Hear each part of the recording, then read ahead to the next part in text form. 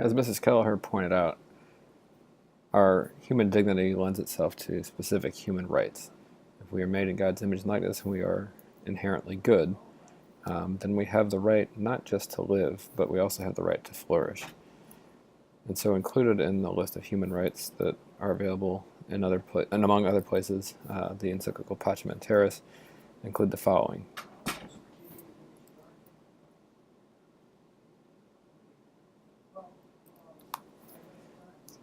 So if we give this in the words of St. John the 23rd himself, who was the Pope at the time, who wrote the encyclical, it says, "Man has the right to live. He has the right to bodily integrity and the means necessary for proper development of life, particularly food, clothing, shelter, medical care, rest, and finally the necessary social services.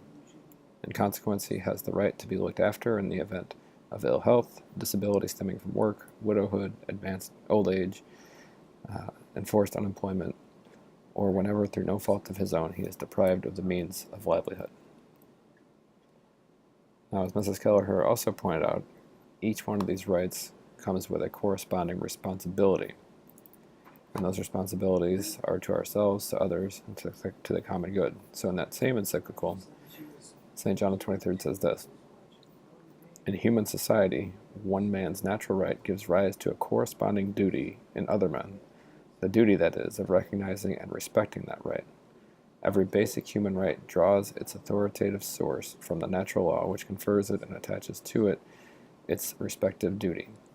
Hence, to claim one's rights and ignore one's duties, or only half fulfill them, is like building a house with one hand and tearing it down with the other." And so some things that you could think about as you're preparing for your test. When we looked at those rights that were listed above, which corresponding responsibilities go with each one?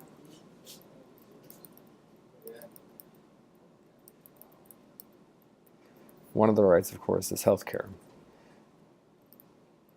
And if we had more time, we could discuss whether this is a right or a privilege. We are out of time, so I'll have to provide you the Church's rationale for why it is a right and not a privilege. If you look at how advancements in healthcare have been made, they have been made through the intervention and support of governments, communities, and previous generations of healthcare providers.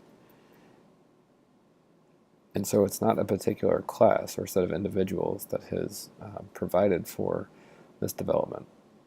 And because that's the case, the benefits, of course, do not belong to a particular class or group of individuals. Rather, the benefits belong to all. And so some questions again for you to think about specifically regarding healthcare. If you do have a right to healthcare, what specific responsibilities do you have that correspond to that right?